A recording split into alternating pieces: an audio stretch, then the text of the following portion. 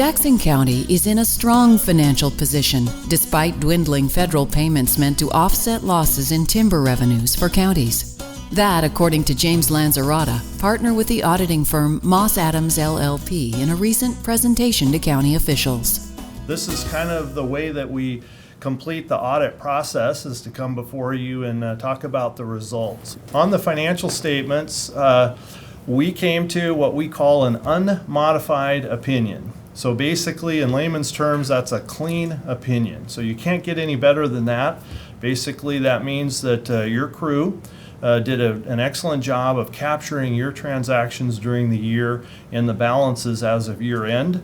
And they appropriately put all of that together in that annual financial statement document with the appropriate footnote disclosures in the bells and whistles required by the professional accounting standards.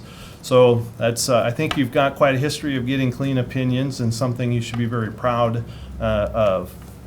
On the Oregon Minimum Standards report, so that's that work that we did where we test about 7 or 8 state laws that you're required to comply with, and we had no instances of non-compliance. So that's awesome result for you. So you should be very proud of your crew and the leadership you're providing that enables you to get to that point. This chart shows you some revenue trends. So we break it down in your major categories of revenues. And one of the things that I really like is the county's ability to attract those grants and contributions from others. And look at that, nice trend line there. Property tax revenue's been really pretty flat. I mean, you're only $3 million more than you were 4 years ago. So it's, in some ways, for your residents, they should be pretty proud that you're out there finding grants and amounts from outside of the community that's driving a nice for the revenue there, instead of all of it being from property taxes.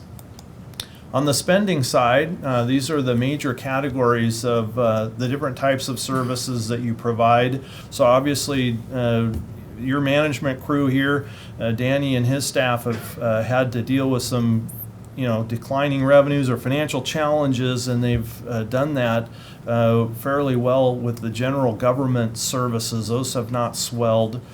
Well, you can see 4 years ago, your total cost of providing services here at the county was $159 million, and it's $134 million in this year that just ended. So you're down $24 million from 4 years ago in terms of the true cost of providing the services here to your community. If you took all your assets here at the county and you liquidated them at book value and you paid off all your debts, this is what would be left over. So in 2011, that was $481 million. It's $483 million at the end of June of 15.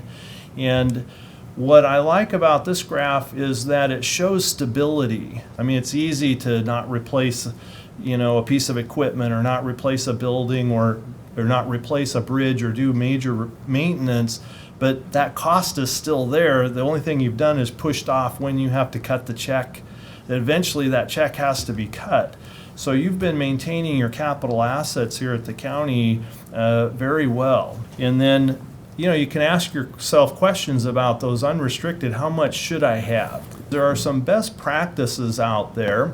And for most governments, what credit rating agencies and those that look, if you were to issue a bond, they look at your general fund balance, and a best practice is a minimum of about 15% of expenditures. And you've varied between 100 down to 75, and now you're at 89% of expenditures as of June of 15. So that's a very, very healthy position to be in. So I just want to make one comment. This is just to clarify for the public. A lot of times people will say, well, you had $100 million in fund balance, and now you're down to 71 million, 59 million. What are you spending all this money on? I think it's important for the public to know that what we've done is we've taken that fund balance and invested it in those capital assets that you talked about, buildings, infrastructure that the county has needed. In fact, we've built over $175 million of capital infrastructure in the 10 years that I've been here without asking taxpayers to pass one new tax. At the same time, we're spending $24 million less a year as you said, and we're maintaining our assets. So I want the public to know that spending down the fund balance doesn't mean that we're spending recklessly. What it means is we're making important investments. And in other jurisdictions, typically those important investments come on the back of taxpayers paying additional taxes for them. Yeah, good points.